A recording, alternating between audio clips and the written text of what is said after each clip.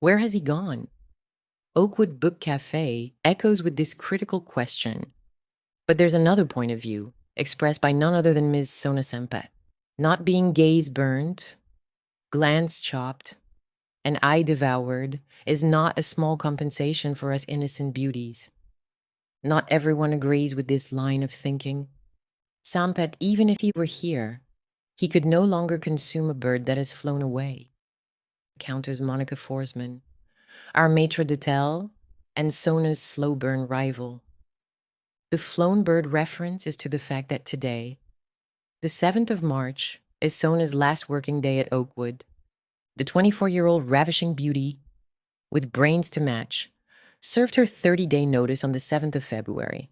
So, theoretically, she wouldn't be affected by the staggering reduction in every server's income. Sona came from London about 3 years ago. She is now heading back there. She has a degree in criminal psychology from a highbrow British university, but she has always wanted to be a writer. Her sojourn to Port Andreas was meant for gathering real-life experiences in an exotic place, experiences which, mated with her vivid imagination, would give birth to an international bestseller. She finished the first draft of her debut masterpiece on the 6th of February and submitted her resignation the very next day. She has never been popular among her co-workers, with me being the exception, and so she is not receiving much of a farewell. I couldn't care less, she tells me in a willfully audible whisper. In any case, these girls would continue to drown in the rivers of their miseries for the dear departed rat. Not that I am ungrateful to him. As you know, he is the inspiration for my main villain, and the income he provided ensured I could live comfortably by working only half a shift. May they fry his soul in low-temperature air fryers and not in furiously boiling oil pans in hell. She laughs. I smile hesitantly. The other Oakwoodians scowl disapprovingly. They are not ready to accept that the rat has already reached hell. There is hope until we find his body, our boss tells us every day, with a steadily decreasing degree of conviction.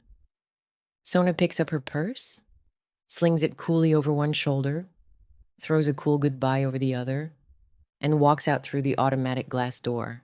She has become, within the short span of a week, the second Oakwood person who would perhaps never return to the cafe. I feel sad, lonely. I run out after her. I am done for the day as well. Sona laughs again as I catch up. She takes my arm and we stroll down Mall Road. We promise to stay in touch. We talk about old times and the times to come until we reach the intersection where we must part ways. She has a flight to catch, and I have a long, frightening night to live through. We pause on the sidewalk. Our heads draw together for something that has become a collective human habit, almost as natural as our ability to distort reality. A selfie. She takes out her phone. We smile in unison, eyes a little moist. She captures the bittersweet moment with the dot-sized camera of her high-tech phone. Something jars me, shocks me, freezes me. It's not Sona's phone. I gasp. She continues smiling. I snatch the gadget out of her hand and shove it back into her purse. My skin crawls at the cold touch of one of the rat's belongings. Are you crazy, you bitch? I shout, then lower my voice, glancing around in panic. Two young women in short skirts, with hourglass figures, attract attention even when standing still. Imagine they're creating a scene on a street. I am afraid as I have never been before. I'm so angry at Sona's recklessness, I want to slap her. I want to erase the little foxy smile from her face. By some miracle, there's no one around. She laughs again. Calm down, Nina, she says. No one knows this apple-designed beauty comes from our dear rat's home. Just as no one knows the same set of parents brought you and me into the world. She is right, on both counts. We are sisters. And we've kept this fact an absolute secret in Port Andreas. She came from London, but she wasn't born there. We originated in a distant small town's least pretentious colony, from where fate conveyed us to an orphanage. This frightening phone I am shoving into her purse is an import from the US, like Rat's other 3 cell phones. But this one has an American SIM card. He never took this phone anywhere, as it houses all his foreign bank apps. He kept it exclusively for online banking, linked to his obese accounts overseas.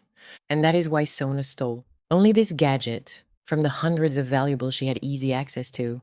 While Rat was our captive, she tortured the Rat for usernames, passwords, security answers to transfer $7 million into a numbered account in the Cayman Islands. 7 million out of a balance of over 170 million. I know what you're thinking. Sona must have had a secret affair with the Rat. Incorrect.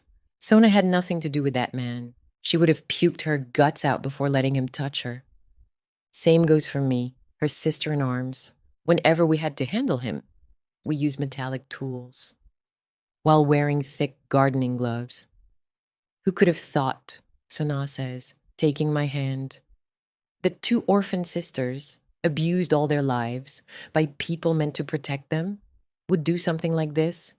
We took all that accumulated abuse and turned it full blast upon that overconfident, overfed animal who would have torn people like us apart without a second thought. I place my hand on her mouth, cutting her short. She is trying to justify the unjustifiable.